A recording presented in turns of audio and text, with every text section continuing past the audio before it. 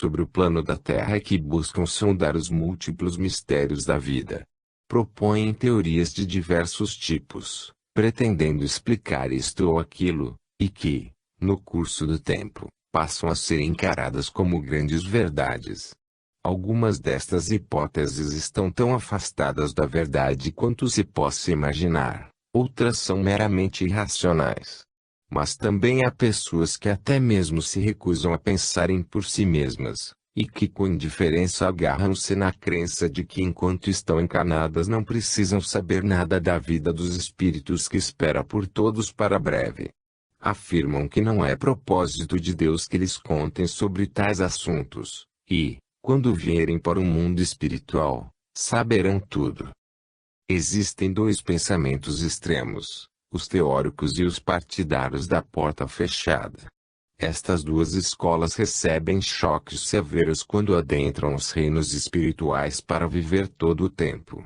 Indivíduos com teorias estranhas veem suas teorias demolidas pelo simples fato de se acharem frente a frente com a verdade. Descobrem que a vida no mundo espiritual não é nem de perto tão complexa quanto pensavam que era. Muitas vezes é muito mais simples que a vida terrena, porque não temos os problemas que constantemente molestam e preocupam os habitantes da Terra. Problemas, por exemplo, como os de religião ou política que, através dos tempos, têm causado revoltas sociais e que ainda estão tendo repercussões no mundo até hoje. Os estudantes ocultistas estão aptos a caírem nos mesmos erros que os estudantes de religiões. Fazem asserções tão dogmáticas quanto as que vêm das religiões ortodoxas, asserções que, na maioria, estão longe da verdade. O período de tempo que vivi no mundo espiritual é como nada, em comparação com algumas grandes almas com quem tive o privilégio de falar. Mas eles mostraram-me algo de seu vasto conhecimento, isto é, coisas que minha mente era capaz de entender. De resto, estou, como milhões de outros, contente por esperar pelo dia em que minha inteligência seja suficientemente evoluída para alcançar as verdades maiores. Um tema que causa alguma perplexidade é o das flores que temos no mundo espiritual. Alguém perguntaria, por que as flores? Qual é o seu propósito ou significância? Elas têm algum significado simbólico? Vamos colocar estas mesmas perguntas às pessoas da Terra, no que concerne às flores que crescem no plano da Terra. Elas têm algum significado especial? Elas têm algum significado simbólico? A resposta para ambas perguntas é não. As flores foram dadas à Terra para ajudar a embelezá-la, e para deliciar e dar prazer aos que as observam. O fato de servirem a outros propósitos é uma razão adicional para a sua existência. As flores são, essencialmente, belas, evolvidas da mente criativa suprema, dadas a nós como dádiva preciosa, mostrando-nos nas suas cores, em suas formas e em seus perfumes uma porção infinitesimalmente pequena da grande mente. Vocês têm esta glória sobre a terra. Deveríamos estar privados delas no mundo espiritual, porque alguém considera que as flores são terrenas, ou porque não colocaram nenhum significado profundo ou recôndito para sua existência. Temos as flores mais gloriosas aqui, algumas delas como as familiarmente apreciadas na terra, outras somente conhecidas aqui, mas todas são soberbas, alegria perpétua de todos nós que estamos cercados delas. São criações divinas, cada uma delas respirando o ar puro do Espírito, e sustentadas pelo Criador e por todos nós aqui, no amor que damos a elas. Não queremos que elas, suposição impossível, sejam retiradas. O que teríamos em seu lugar? Por outro lado, de onde viria a grande gama de cores que vem das flores? E não são somente as pequenas flores que temos por aqui. Não é uma só árvore florida ou arbusto de que a mente humana possa se recordar que não tenhamos aqui, florescendo em abundância e perfeição, tanto quanto as árvores e arbustos que não se vêem em lugar algum, a não ser no mundo espiritual. Estão sempre floridas, nunca morrem ou murcham, seus perfumes difundem-se no ar, onde agem como tônico espiritual sobre todos nós. Estão unidas a nós, nós a elas. Quando nos apresentaram as flores e árvores e toda a natureza luxuriosa do mundo espiritual pela primeira vez, instantaneamente percebemos algo que a natureza da Terra nunca pareceu possuir, que é uma inteligência inerente em tudo que cresce. Flores terrestres, mesmo vivas, não fazem contato imediato em resposta a alguém que se aproxime delas. Mas aqui é completamente diferente. As flores espirituais são imperecíveis, e isto logo sugere mais do que uma mera vida dentro delas, e as flores espirituais, assim como outras formas da natureza, são criadas pelo grande Pai do Universo através de seus agentes dos reinos do Espírito. São parte de uma imensa corrente de vida que flui diretamente dele, e que flui através de cada espécie da flora. Esta corrente nunca cessa, nunca falha, e é, acima de tudo, continuamente alimentada pela admiração e o amor que nós, neste reino do Espírito, muito gratamente devotamos esta dádiva escolhida pelo Pai. Então, é para se maravilhar quando tomamos em nossas mãos o menor botão e sentimos um influxo de poder magnético, uma força revivificante, uma elevação de nosso ser, quando sabemos, na verdade, que tais forças para nossa evolução vêm vindo diretamente da fonte de todos os bens. Não há outro significado para nossas flores espirituais que não seja a beleza expressa de nosso Pai do Universo e, claro, isto basta. Ele não colocou nenhum simbolismo estranho em sua criação perfeita. Por que deveríamos nós fazê-lo? A imensa maioria das flores não deve ser colhida. Colhê-las não significa destruí-las, é cortar o que está em contato direto com o Pai. É possível agrupá-las, claro, nenhuma calamidade desastrosa acontecerá se assim o fizermos. Mas aquele que o fizer terá remorsos profundos, certamente.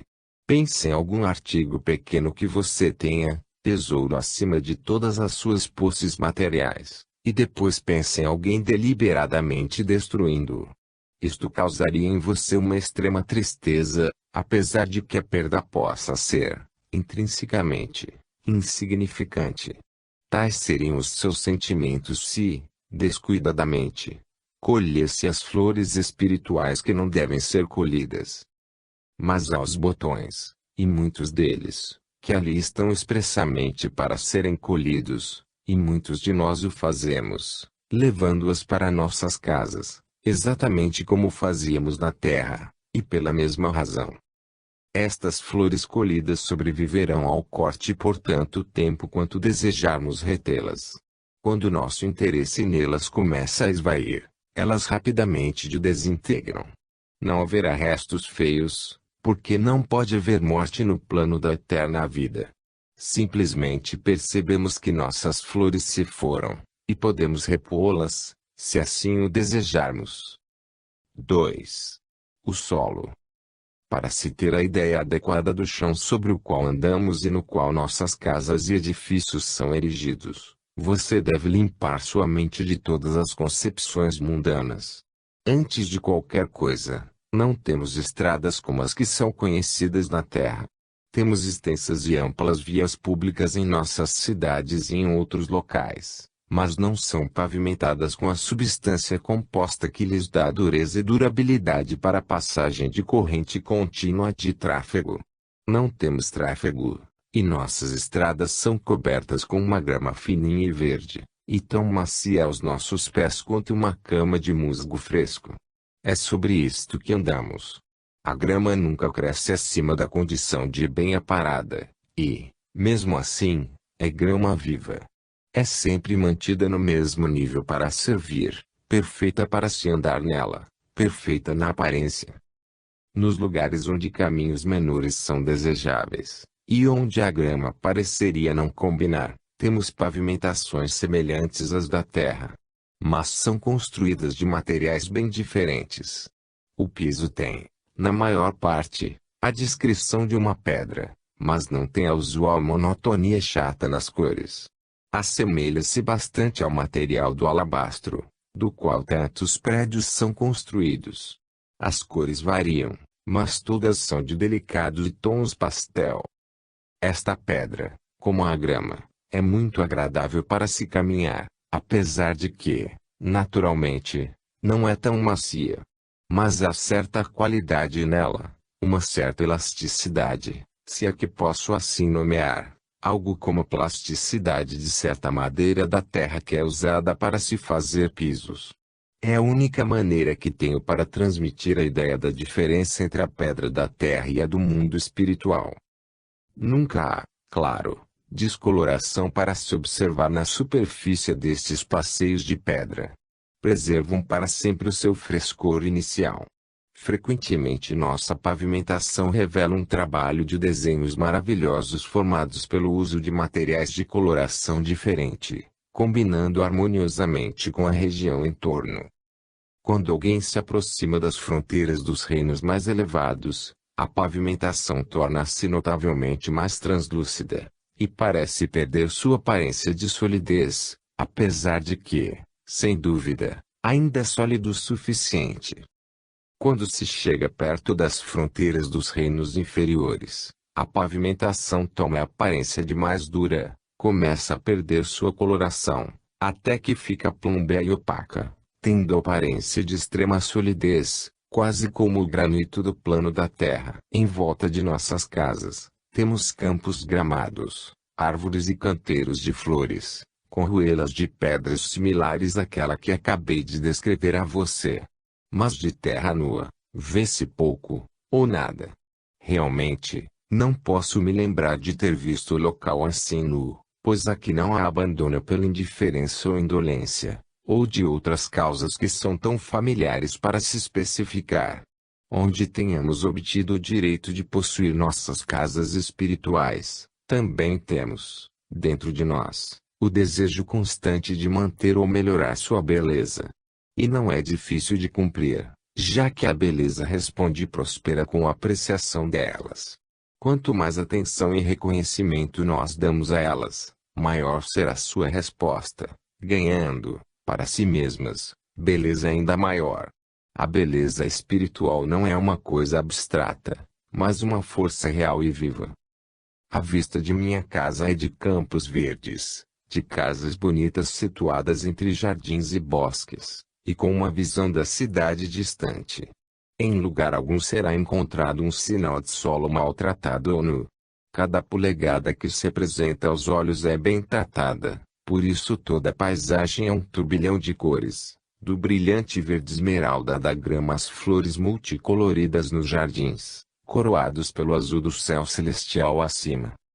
Pode-se perguntar do que se compõe o solo no qual as flores e as árvores estão crescendo. Seria da mesma espécie do da terra. Há solo, certamente, mas não tem os mesmos constituintes minerais do solo da terra, já que deve ser entendido que aqui a vida deriva diretamente da grande fonte. O solo varia na coloração e densidade em diversas localidades, da mesma forma que no plano da terra. Não investiguei profundamente isso, tanto quanto não cuidei disso no plano terreno. Posso, entretanto, dar uma pequena ideia de sua aparência e características. Primeiramente, então, é perfeitamente seco. Não pude detectar nenhum traço de umidade. Vi que escorre pela mão da mesma forma que a areia seca. Suas cores variam num amplo leque de tonalidades, mas nunca se aproxima da aparência escura do solo terrestre. Em alguns lugares, tem a constituição granular fina, enquanto em outros é composto de partículas maiores, isto é, relativamente. Uma das propriedades esperadas deste solo é o fato de poder ser pego nas mãos e permitir andar em cima dele livre e suavemente, e, enquanto não for perturbado, que continue firmemente coeso, suportando, tão firme quanto o solo terreno, tudo que esteja crescendo nele. A cor da terra é governada pela cor da vida botânica a qual dá suporte. E aqui, novamente, não há significação especial, nenhuma razão profundamente simbólica para esta ordem das coisas em particular. Simplesmente, A coloração do solo é complementar as cores das flores e árvores, e o resultado, que não poderia ser de outra forma, é de uma harmonia inspiradora, harmonia aos olhos, harmonia à mente, e a mais calmante harmonia musical aos ouvidos. Qual melhor razão poderia haver? E mais simples? Seguramente, este mundo dos espíritos não é feito de uma desconcertante série de mistérios profundos e complexos, explicáveis somente a poucos. Há mistérios, certamente, como há em todo o plano da Terra. E como há grandes cérebros na Terra que podem resolver tais mistérios, aqui também há cérebros maiores ainda, imensuravelmente maiores, que podem dar explicações quando nossos intelectos estão prontos para recebê-las e entendê-las. Mas há muita gente na Terra que seriamente acredita que nós no mundo espiritual vivemos num estado ardoroso de emoção religiosa, e que cada um da vida espiritual, cada forma ou grau de atividade pessoal, cada átomo de que o mundo espiritual é composto deve ter uma significação pio-devocional. Esta noção estúpida está bastante difundida. Procure pelo mundo terreno. Você encontrará estas ideias tão fora do natural ligadas à multiplicidade de vida que existe nele. Não há conotação religiosa no lindo pôr do sol da terra. Por que deveriam as flores espirituais, para se dar apenas um exemplo, entre tantos, ter outra razão para sua existência que não fosse a que já lhe dei, a saber, uma dádiva magnificente para todos nós, do nosso Pai, para nossa maior alegria e prazer? Há ainda muitos espíritos na Terra que solenemente mantêm uma fé em que o paraíso, como o chamam, será uma longa e interminável rodada de cantos dos salmos, hinos e cânticos espirituais. Nada poderia ser mais fantasioso. O mundo espiritual é um mundo de atividade, não de indolência, um mundo de utilidade, não de inutilidade. Nada no mundo espiritual deixa de ter utilidade. Há uma razão e um propósito definidos para tudo. A princípio, podem não estar claras, para alguém, todas as razões e propósitos, mas isso não altera a verdade das coisas. O aborrecimento não pode ter espaço aqui, como um estado geral nos afazeres. Acontece de pessoas ficarem aborrecidas, mas este aborrecimento gera seu primeiro passo, ou seu próximo passo, a progressão espiritual através de seu engajamento em algum trabalho útil. Há miríades de tarefas a serem cumpridas, e miríades de almas para as cumprirem, mas há sempre lugar para mais um, e sempre será assim. Não estou vivendo num mundo que é ilimitado e ilimitável. Não habitamos uma região que corrobora as marcas exteriores de um eterno domingo. De fato, não há lugar para domingo, aliás, nem existe no grande projeto do mundo espiritual. Não temos necessidade de sermos relembrados forçosamente do grande Pai do Universo, através de colocarmos-nos frente a Ele num dia, e esquecê-lo pelo resto da semana. Não temos semana. Para nós é o eterno presente, e nossas mentes estão conscientes dele pleno e perpetuamente, por isso podemos ver sua mão e sua mente em tudo que nos envolve. Desviei um pouco do que havia decidido apresentar a você, mas é necessário enfatizar certos trechos de minha narrativa, porque muitas almas da Terra ficam chocadas ao saberem que o mundo espiritual é sólido, que é substancial, com pessoas vivas e reais morando ali. Pensam que está longe de ser material, longe de ser parecido ao mundo material, estando apenas a um passo deles, com estas paisagens espirituais e o brilho do sol, suas casas e edifícios, seus rios e lagos, habitados por seres sensíveis e inteligentes. Não há um reino do descanso eterno. Há descanso abundante para quem necessita dele. Mas quando o descanso restaurou-os até o pleno vigor e saúde, urge que atuem em alguma tarefa útil e sensível que lhes apresentam, abundando as oportunidades. Retornando às características do solo espiritual. Quando nos aproximamos das regiões trevosas, o solo, como o descrevemos a você, perde sua qualidade granular e sua coloração. Torna-se grosso, pesado e úmido, até que, finalmente, dá lugar a apenas pedras, e então, roxas. Se houver grama em algum lugar dali, é amarela e seca. À medida que nos aproximamos dos reinos mais elevados, as partículas do solo tornam-se mais finas, as cores mais delicadas, com um tom de translucidez. Um grau de elasticidade é logo observável abaixo dos pés, quando andamos nos limites destes reinos mais altos, mas a elasticidade vem tanto da natureza do reino quanto da mudança distinta no chão. Num exame mais profundo, o solo fino revela qualidades quase de uma joia, em cor e em forma. As partículas nunca são deformadas, estando sempre conformes um plano geométrico definido. Ruth e eu enfiamos nossas mãos nesse solo e deixamos que caísse suavemente por nossos dedos. Conforme caía, vinham dele suavíssimos tons musicais, como se estivesse caindo sobre pequenos instrumentos musicais, produzindo ondas sonoras. Um ouvido aguçado ouvirá muitos sons musicais numa praia da terra quando a água vai e vem, mas não há necessidade de ouvido aguçado para ouvir as harmonias ricas que o solo do mundo espiritual produz quando é posto a falar ou cantar. Os sons emitidos desta forma variam, como variam também as cores ou seus elementos. Estão ali para todos ouvirem, e podem ser produzidos à vontade, por uma ação muito simples que já descrevi. Como isso se produz? Perguntará você. Cor e som, isto é, som musical, são termos interagentes no mundo espiritual. Agir de alguma forma que produza a cor é também produzir som, e cada criação é governada e limitada pela habilidade ou eficiência do instrumentalista ou cantor. Um mestre em música, enquanto toca seu instrumento, construirá sobre si uma forma pensamento das mais lindas, variando suas cores e nuances de tonalidades de acordo com a música que toca.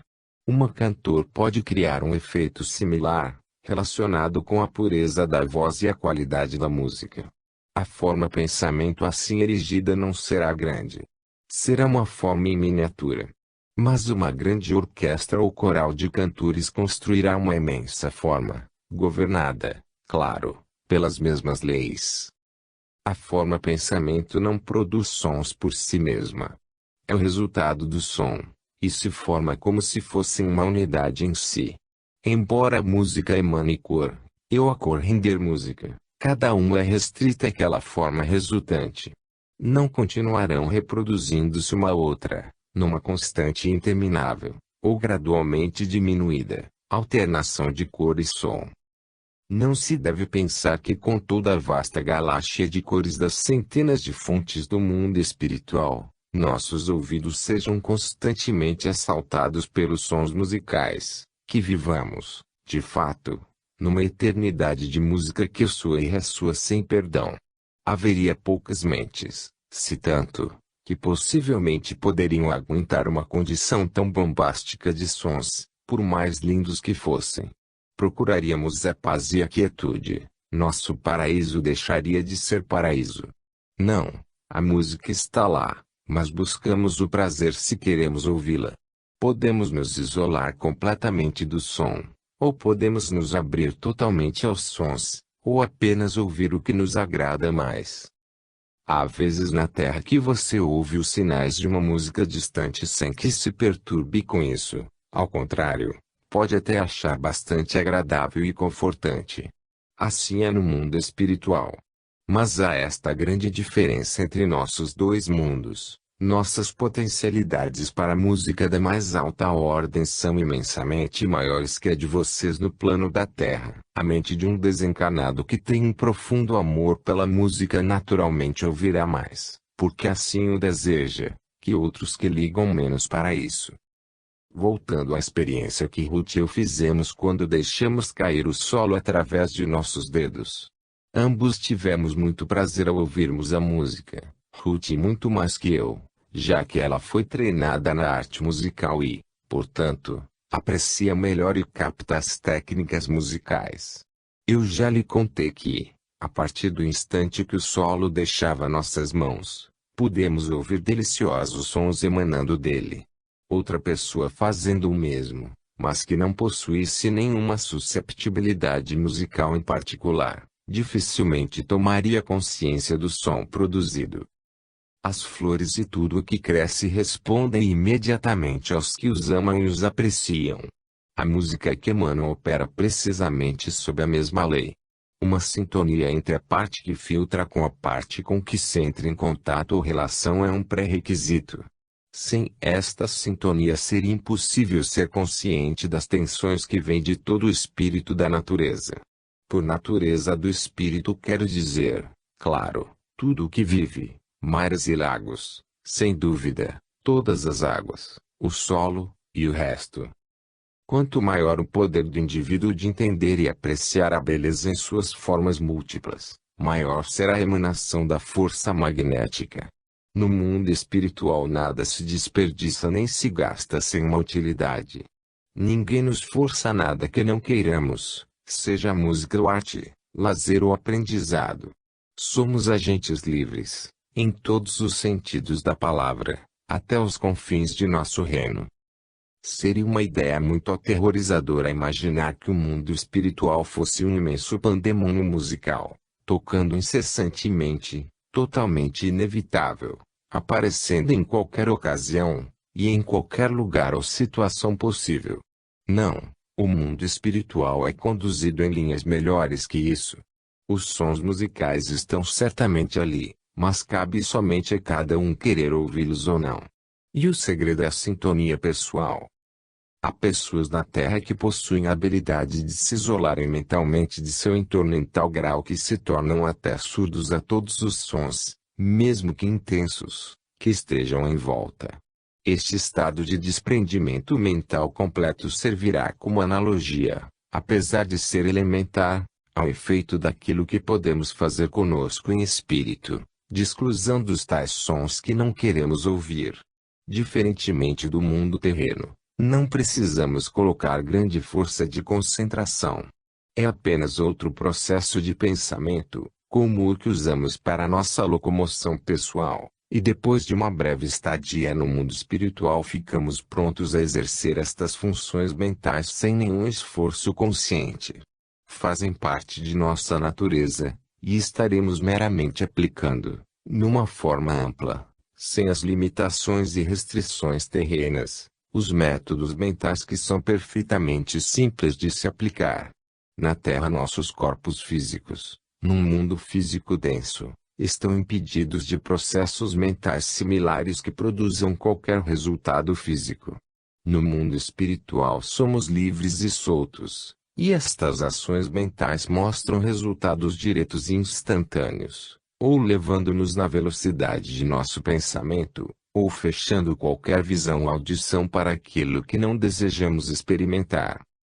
Por outro lado, podemos, e o fazemos, abrir nossas mentes e sintonizarmos a nós mesmos para absorver os muitos sons gloriosos que estão em todo o nosso entorno.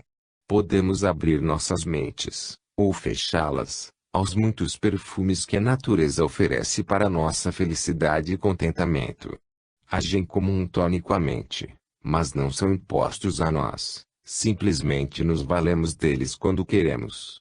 Deve ser colocado nas mentes que os reinos espirituais estão fundamentados em lei e ordem.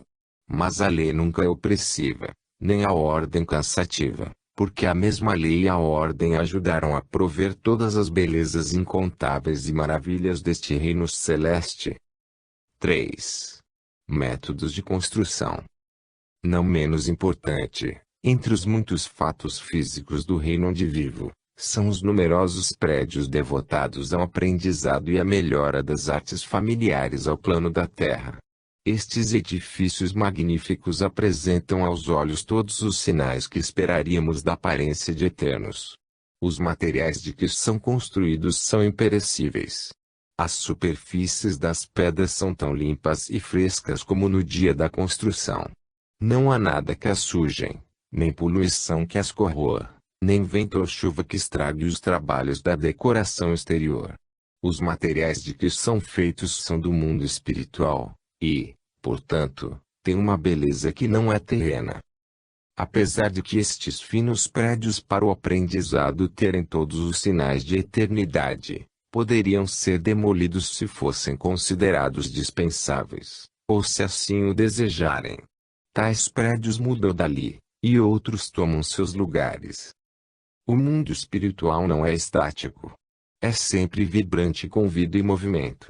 Contemple, por momentos, as condições normais da Terra, com as muitas mudanças que acontecem continuamente, a gradual reconstrução de cidades e vilas, as alterações no campo.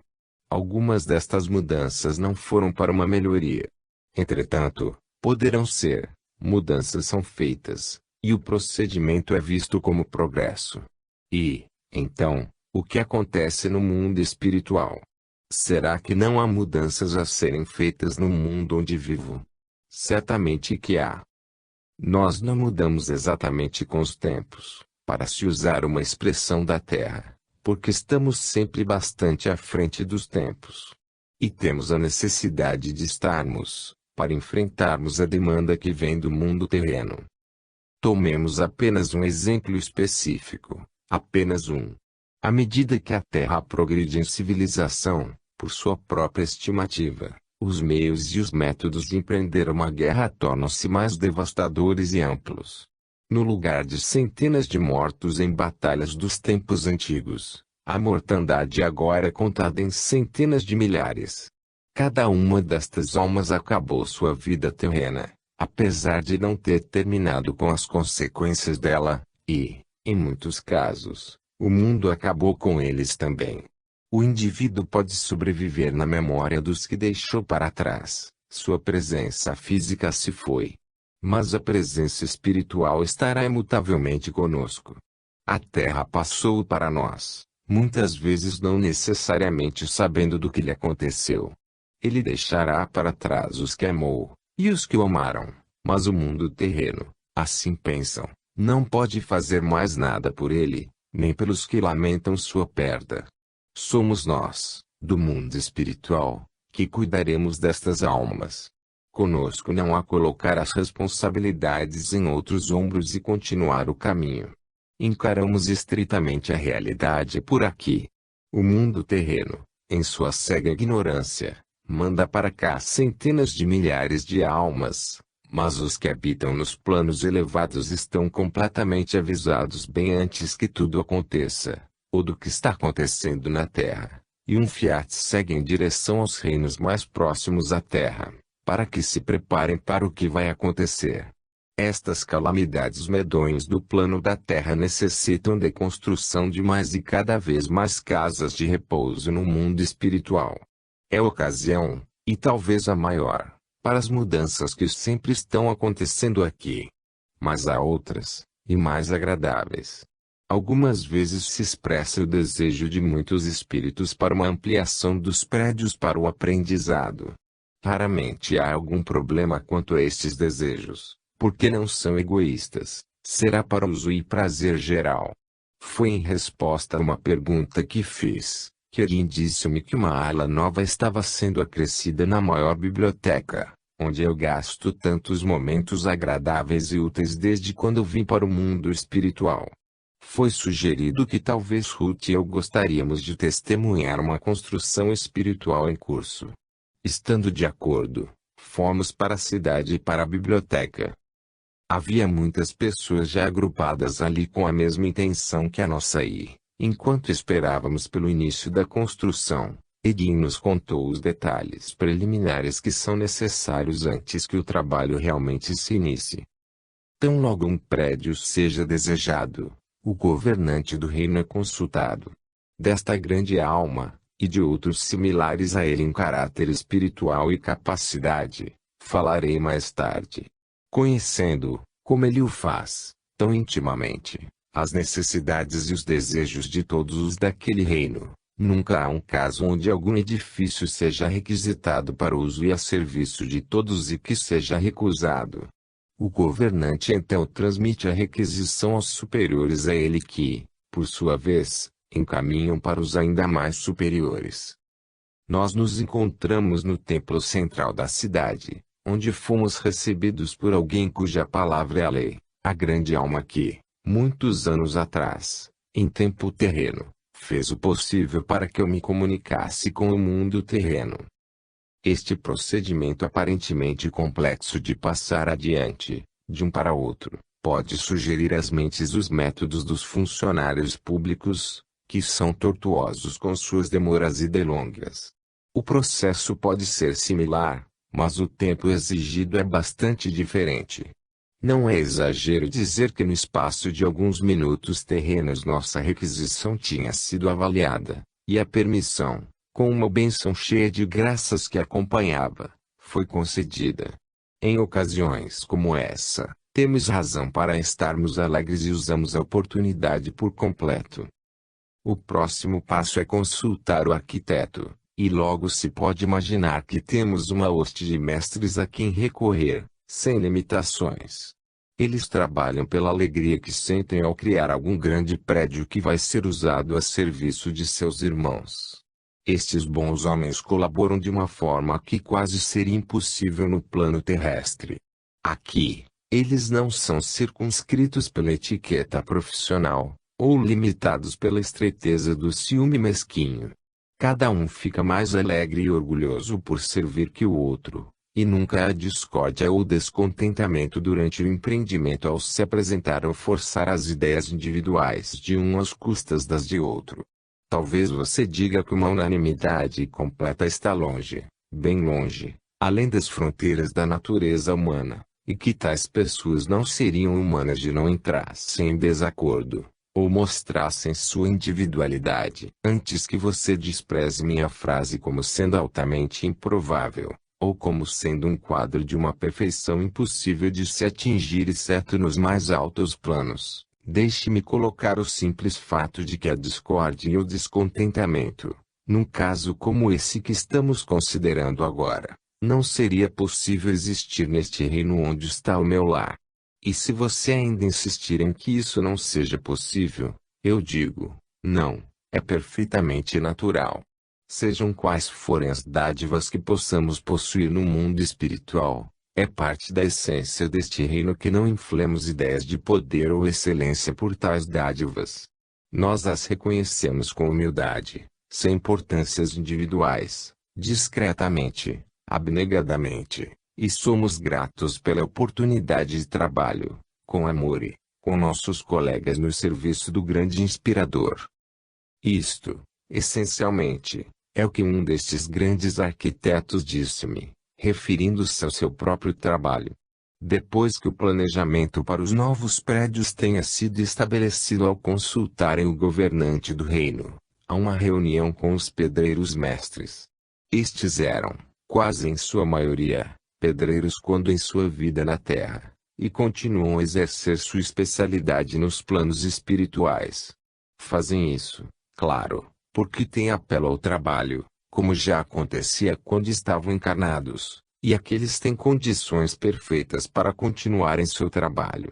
Fazem isso com grande liberdade e a licença para agir que lhes foi negada na terra, mas que é sua herança aqui no mundo espiritual. Outros, que não foram pedreiros por ofício, aprenderam os métodos espirituais de construção, porque sentem prazer nisso, e dão grande ajuda aos que são mais experientes. Os pedreiros, e um ou outro, são as únicas pessoas pertinentes à real construção, já que os prédios espirituais não requerem tanta coisa a ser incluída quanto nos terrenos.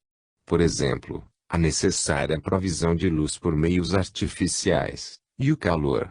Nossa luz vem da grande fonte central de todas as luzes, e o calor é uma das características deste reino. A reforma que estava sendo feita na biblioteca consistia num anexo, e não era de grandes dimensões. Nossa biblioteca tem pelo menos um fato em comum com as bibliotecas terrenas. Chega o tempo em que a quantidade de livros excede o espaço que os abriga, e no nosso caso o excesso é grande, porque não temos apenas as cópias dos livros da Terra, mas há também os volumes que têm sua raiz aqui no mundo espiritual. Por isso, digo que estes livros não têm sua contrapartida na Terra.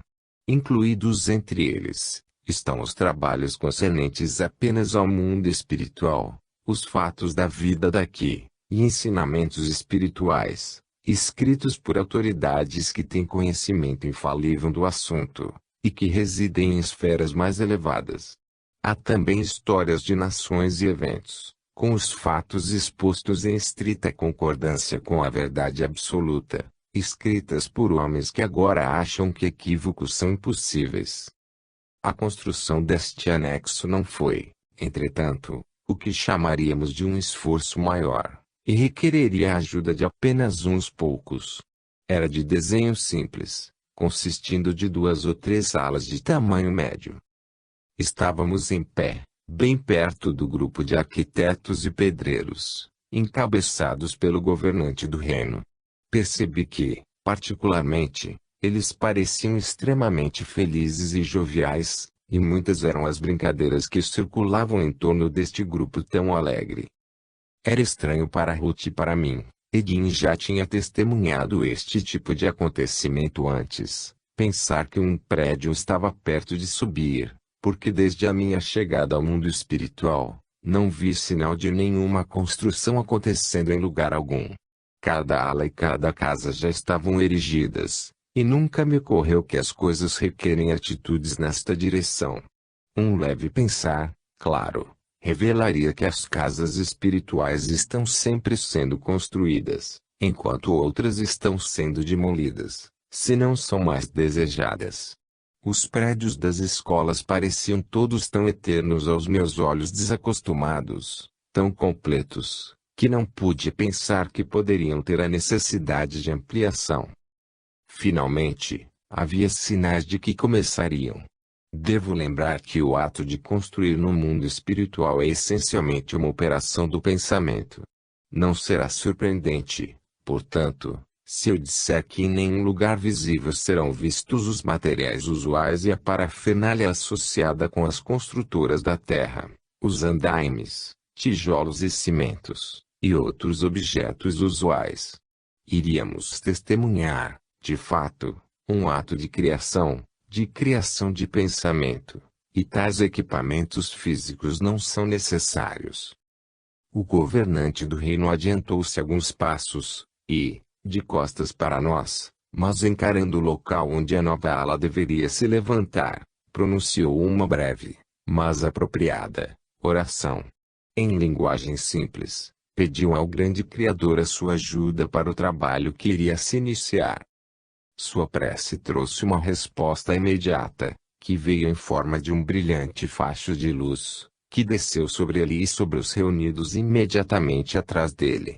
Tão logo isso tenha acontecido, os arquitetos e os pedreiros adiantaram-se até ele.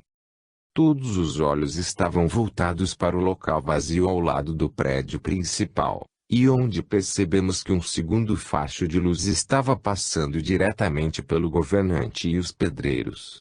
Quando o segundo facho aproximou-se do lugar do anexo, formou uma cintilação no chão, que gradualmente aprofundou-se, cresceu em largura e altura, mas parecia, como agora, não ter nenhuma substância. Combinava com a construção dos homens em cor, mas era só isso. Lentamente, a forma cresceu em tamanho até que atingiu a altura necessária. Podíamos ver plenamente que combinava com a estrutura original em seu estilo, até os entalhes similares correspondiam. Enquanto estava neste estado, os arquitetos se aproximaram e examinaram cuidadosamente. Pudemos observá-los se movimentando por dentro, até que trocaram finalmente de ponto de vista. Saíram por um momento e retornaram ao governante com o relatório de que tudo estava bem. Edwin explicou-nos que este edifício espiritual era, na realidade, um esboço da estrutura terminada, moldada no modelo exato antes que a intensificação de pensamentos fosse aplicada para produzir o prédio completo e sólido. Quaisquer erros ou falhas são detectados quando o prédio está ainda em estado sutil, e rapidamente corrigido. Entretanto, como nenhuma retificação foi necessária neste exemplo em particular, o trabalho continuou imediatamente. O fluxo de luz agora se tornou muito mais intenso, enquanto a corrente horizontal do governante e seus colaboradores recomeçou, depois de um lapso de 1 minuto ou 2, com um grau similar de intensidade. Podíamos agora perceber a forma nebulosa adquirindo uma aparência de indiscutível solidez, à medida que a concentração dos pensamentos unidos lançados sobre o esboço fazia com que camada sobre camada tivessem maior densidade. Pelo que observei, pareceu que ele transmitia ao governante para que este providenciasse que cada pedreiro recebesse exatamente a quantidade e a qualidade de força que cada um requeria para sua tarefa. Atuava, de fato, como um agente distributivo do poder magnético que descia diretamente sobre ele. Dividia-se em um certo número de correntes individuais de luzes de diferentes cores e poderes, que correspondiam ao seu apelo direto ao grande arquiteto. Não havia falhas ou diminuição na aplicação da substância dos pensamentos que pudesse ser percebida. Os próprios pedreiros pareciam trabalhar em completa unanimidade de concentração, e o edifício atingiu sua solidificação completa, com um grau marcante de igualdade. No que pareceu a mim e a Ruth ser um período bastante curto, o edifício parou de adquirir densidade, os raios verticais e horizontais cessaram, e ali estava, diante de nós, a ala terminada, perfeita em cada detalhe, na medida e extensão exatamente iguais ao prédio principal, lindamente semelhante em cor e forma, e merecedor dos altos propósitos aos quais seria devotado. Fomos até lá para examinarmos mais de perto os resultados do feito que acabara de acontecer. Passamos as mãos sobre a superfície lisa, como se fosse para nos convencermos de que era realmente sólido. Ruth e eu não fomos as únicas pessoas a fazer isso. Havia outros que estavam testemunhando pela primeira vez, e com igual surpresa, o imenso poder do pensamento dirigido. O procedimento que governa a construção de nossas casas pessoais e bangalôs difere um pouco do que acabei de descrever a você. Um indispensável pré-requisito para o proprietário de uma casa espiritual é o direito de possuí-la, um direito que é obtido somente pelo tipo de vida que vivemos quando encarnados, ou pelo progresso espiritual depois de nossa transição ao mundo espiritual. Uma vez que tenhamos adquirido este direito, não haverá nada contra termos tais residências, se desejarmos uma. É comum se dizer que construímos nossas casas durante nossas vidas na Terra, ou depois. Isto fica no sentido amplo. O que nós construímos é o direito de construir, já que requer um entendido para se erigir uma casa que justifique tal nome. Minha casa foi construída para mim durante minha vida terrena, por construtores tão eficientes quanto os que ajudaram a erigir o anexo da biblioteca. Meus amigos, encabeçados por Evin, procuraram todos os detalhes requeridos para este trabalho. Buscaram homens que cumprissem a tarefa, e Edin fez uma linda peça de artesanato. Quando chegar o dia em que meu progresso espiritual me leve adiante daqui, deixarei minha casa.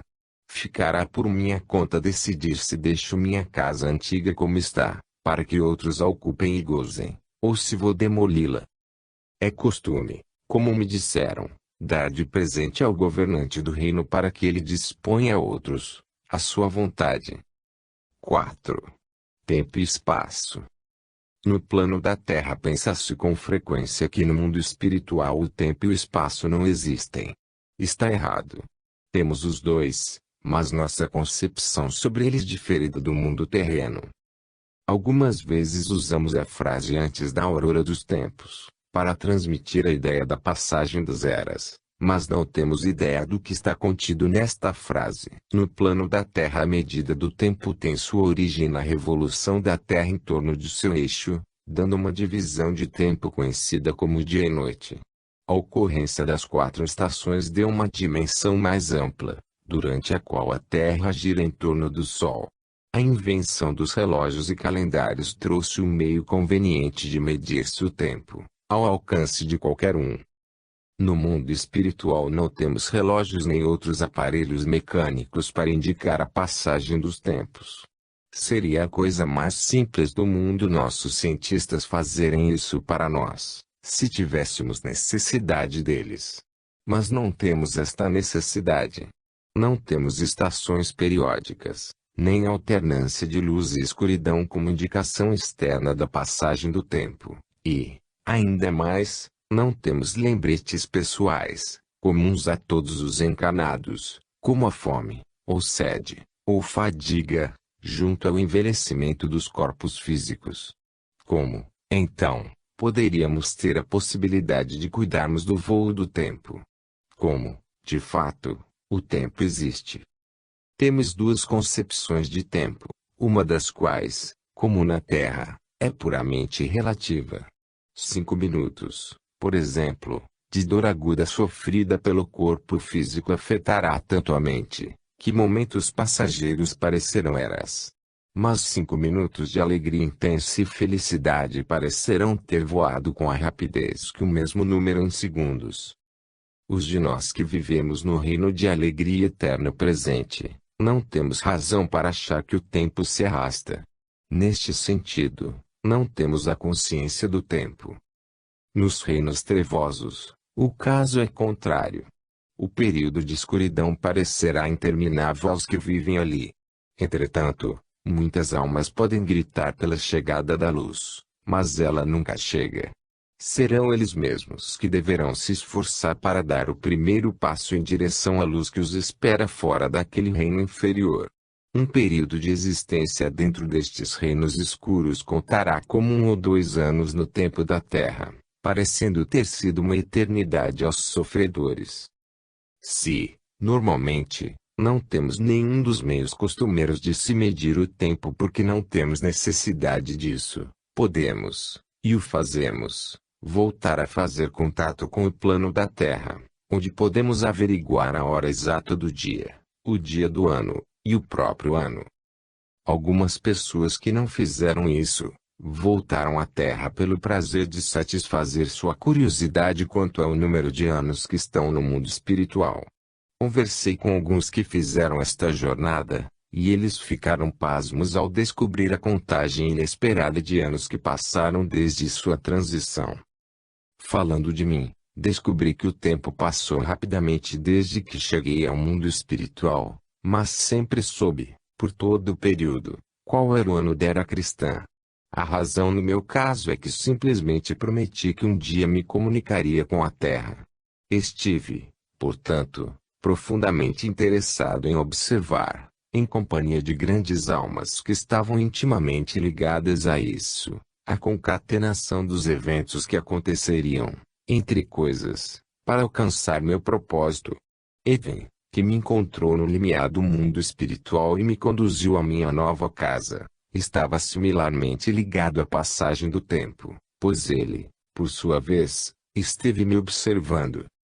Pode-se pensar que o tempo, no sentido de ser uma sucessão medida da existência, tem pouca, ou nenhuma influência além do plano da Terra. Mas, certamente, tem uma influência no plano espiritual. Todos os eventos terrenos, tanto os individuais ou nacionais, são sujeitos ao tempo, ou governados por ele. Então, assim que tais eventos tenham sua aplicação, ou extensão no mundo espiritual, então, realmente nós, do mundo espiritual somos influenciados pelo tempo, ou sua atuação. Peguemos o exemplo mais simples e pronto, as festas de Natal. Celebramos estas festas no mundo espiritual na mesma hora que vocês. Se o dia 25 de dezembro é uma data correta, historicamente, para o evento que se comemora nela, é uma questão que não nos concerne para nossos atuais propósitos. O que importa é que as duas celebrações, a de vocês e a nossa, são sincronizadas e periódicas, ano a ano. Não somos subservientes ao mundo da Terra neste ponto, nosso propósito é somente o de cooperar. Em tempos normais da Terra naquele período do ano, vem da Terra uma grande força de boa vontade e bondade. Muita gente, que em outras épocas fica inclinada a ser negligente, frequentemente lembra-se dos familiares e os amigos que passaram para o mundo espiritual, e enviará pensamentos de afeto que nós, em espírito, Ficamos muito felizes em receber e responder. A celebração do Natal é sempre precedida por pensamentos de prazer antecipado. Se não houvesse mais nada que nos guiasse, estes seriam suficientes para nos dizer que a hora da festa está chegando. No mundo espiritual, naquela época, é bastante comum uma pessoa dizer para outra: o Natal da Terra está se aproximando. Mas a outra pessoa teria que estar completamente alheia ao fato. No exemplo do Natal em particular, não somos totalmente dependentes do plano terrestre para sabermos da aproximação do aniversário.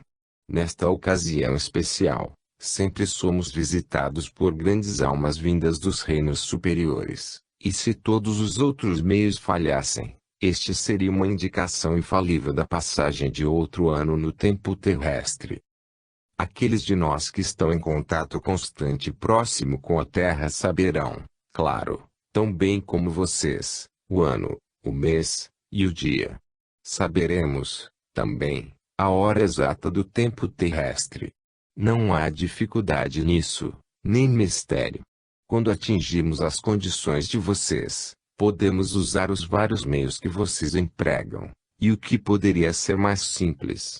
Em regra, não necessitamos estar continuamente informados precisamente do dia e da hora, ou de nos mantermos atualizados. Quando cooperamos ativamente com vocês, seus pensamentos em nós são indicação suficiente de que tal data voltou quando nos encontramos em trabalhos ou conversamos. Tais pensamentos são tudo do que necessitamos. É natural no mundo espiritual que, falando genericamente, percamos o senso de continuidade do tempo, na medida de sucessão que vocês têm. Deixamos que as coisas sejam assim, a menos que tenhamos razão para agirmos diferentemente. Quando esperamos pela chegada de um parente ou um amigo ao mundo espiritual, é em torno do evento que focamos os pensamentos, não no ano no qual tal fato acontecerá. Assim, eu lhe transmiti alguns fatos de meu conhecimento, derivados de minha experiência própria, e, consequentemente, o que contei se aplica especificamente ao reino onde vivo. Não tenho conhecimento dos reinos superiores, e as informações que captei de conversas com os habitantes de tais reinos foram explicadas e restritas de acordo com a minha capacidade de entendê-las. E tudo o que posso dizer, então, concernente ao tempo nos reinos mais elevados é que, naqueles estados superiores, atingimos reinos onde o saber, entre os muitos outros atributos espirituais, é de suma importância. As personalidades daqueles reinos deixam-me atônito com a precisão de seu conhecimento dos eventos que vão acontecer no plano terrestre. Seus meios de obtê-lo está além de nossa compreensão, aqui neste plano. É suficiente, neste momento, que guarde que é assim, que o tempo, então, não está restrito aos reinos de estados inferiores de progressão espiritual. Quando pegamos o assunto espaço, vemos que, falando de forma geral, somos regulados, até certo ponto, pela mesma lei do plano terrestre. Temos eternidade de tempo, mas temos também um infinito de espaço. O espaço deve existir no mundo espiritual. Pegue apenas o meu plano como exemplo. Estando em alguma janela de um dos quartos superiores de minha casa, posso ver até longas distâncias, onde estão muitas casas e muitos edifícios. À distância posso ver a cidade com muitos mais prédios. Espalhados por toda a paisagem ampla, há bosques e prados, rios e riachos, jardins e pomares, e todos estão ocupando espaço, como todos ocupariam no plano terrestre. Não se interpenetram, assim como acontece na Terra. Cada um preenche sua própria porção reservada de espaço. E sei, enquanto vejo pela minha janela, que além do campo de minha visão, e além do além de novo, há mais reinos, e ainda mais outros que constituem a designação de espaço infinito. Sei que posso viajar ininterruptamente através de áreas enormes de espaço, áreas bem maiores que o tamanho de todo o mundo, ou até maiores. Ainda não percorri nada mais que uma pequena fração da extensão completa do meu reino, mas sou livre para fazê-lo quando quiser.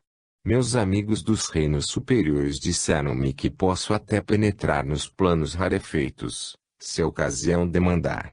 Vão ser dadas as facilidades e o manto de proteção